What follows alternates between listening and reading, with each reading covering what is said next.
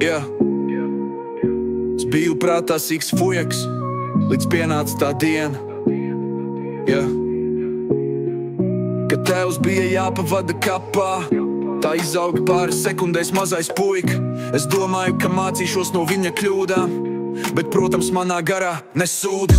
Un tā bija mana lielākā kļūda, jo, protams, nevar dzīvot bez būra. Likās, ka es pazudīšu, likās, ka es izzudīšu, likās, ka es visu izmainīšu, bet es tikai dziļāk purvā līdu, kā bombas pa ielām klīd, un pagātnē tikai ieslīgu.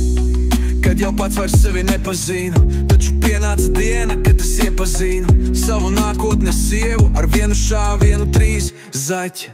Es zinu, ka nekad nebūšu tēva vietā, tam dvītu princesītēm un savai karalienei, bet es centīšos būt supertēts. Es zinu, ka viņas mani nesapratīs, daudz sliktā pagātnē atradīs, un es negaidu, ka viņas to pieņems, bet es ceru, ka ieraudzīs mani īsto, yeah.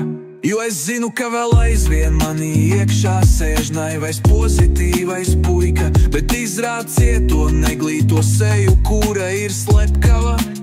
Varbūt man būtu jāiziet, bet cik var skriet, cik var to veco zupu sildīt un sapņot par izsapņoto paradīzi. Laiks ir nemīst un darīt un jaunus sapņus radīt.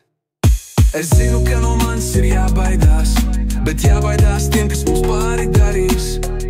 Joprojām to zārkos nesīs, varbūt izklausās skarbi, bet tā runā mani darbi. Taču cenšos izrādīt savu labo seju, lai gan es nekad par sevi nesaku neko labu. Jo runā darbi, nevis vārdi, es varu būt jauks un mīļš, bet man ir sava pieredze, tādēļ man ir savādāka uztvere.